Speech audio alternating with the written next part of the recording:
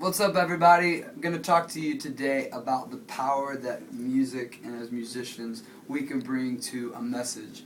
If you think about movies that you love and movies that have moved you or movies that have scared you, a lot of that has to do with the soundtrack. Case in point is go watch that movie, hit mute on your controller, and all of a sudden the movie is not as scary, the movie doesn't make you cry, and it's just hollow. Well, if we're going to bring that level of thoughtfulness to scores and soundtracks and movies, then we definitely need to bring that level of thoughtfulness and just being intentional with the Word of God and these moments where God is speaking into people's hearts.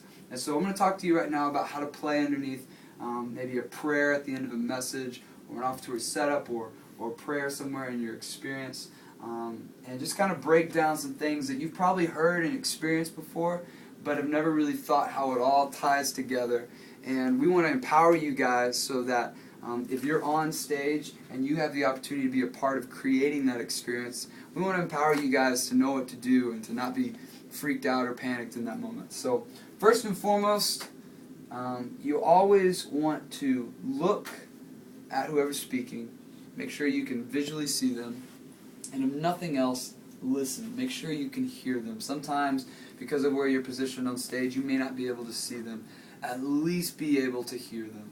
And so if you got to tell somebody to turn a mic up in your ears, make sure to do that. Because what you're going to do is you're going to listen intently and watch intently on where that communicator is going. And you're going to discern where they're going. You're going to try and be extremely sensitive and almost trying to read their thoughts, so to speak. And then you just want to match the mood. You know, imagine if you were watching Toy Story, but the soundtrack that they gave to Toy Story was the soundtrack for some scary movie. It would totally ruin Toy Story, and then vice versa. And so you want to match the mood of where that communicator is. So if they're telling this really kind of sad story about, you know, just heartbreak, a major chord is probably going to be like, I'm not feeling the heartbreak. But if they're telling a sad story, man, hit a D minor. Apparently D minor is the saddest chord there is, so hit a D minor. That makes me want to cry right there, and I'm not even saying anything sad. But no, match the mood is all I'm saying. And so let's say it's end of the message and the prayer's starting, and it's just a salvation prayer, or it's a prayer about God. I just pray that people would get what I'm saying. They get what your word is saying. I would just start with simple chord, and what you want to do is you want to always make sure that the keyboard player or whoever's going to start playing is muted first, so that they don't like hit some terrible note and kill a moment. So you'll say, "Hey, I'm cueing keys, front house. Are they muted? Yes. Okay, keys. Go ahead and start playing."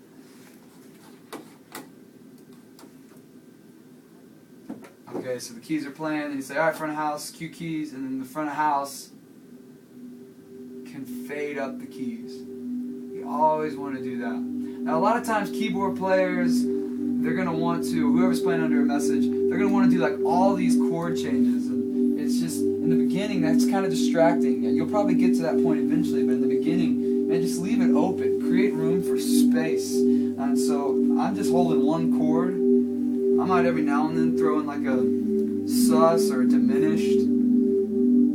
But as you can hear, I mean, this is just creating a great environment. I'm just hitting one chord. Now, yeah, I might change it up and add like a E minor. Go to a minor chord. Let that sit for a second. Again, it's tough to say right now because I'm not following anything. But if I'm following a speaker, I'm just going to do chords that I know are going to match where they're going.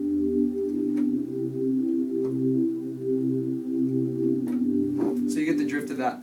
Now here's the deal. You're always going to want somebody leading this. Somebody that is at the mic and calling the changes, calling the mood, saying, "Hey, let's cue pad," or "Hey, let's bring in some drum swells and the cymbals. Hey, let's bring in some bass." You're always going to need somebody that cues this. So this might be a worship leader, this might be a band leader. This is something that I encourage you as a leader to practice with your team of musicians at rehearsal on Thursday night. Go ahead and have somebody do a prayer, and you guys just practice following, practice getting under them.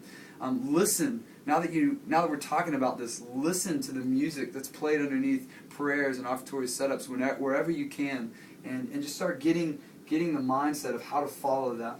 But you'll have somebody lead it, and as it goes on, and if a speaker's building, you might want to add some drum swells, like some cymbal swells, or some hi-hat taps, or some taps on the ride. You might want to add some kick. You might even want to bring in a beat and start giving like some actual backbone and structure to what y'all are accompanying. You might want to add some piano on top of your pad, or some guitar swells, or maybe a bass. You never want to do anything that's too distracting. So, all that being said, if I could sum it all up, first, listen, look, discern where they're going, and match the mood. 2, simple changes, simple chord patterns. 3, make sure you got somebody that's calling this stuff in. Don't just let it be a free-for-all. There's got to be intentionality behind it. Someone's got to lead it. And we're going to post some examples of what this sounds like onto our planning center. You'll be able to click those and listen to them. And I encourage you to do that. You'll notice it starts off very simple.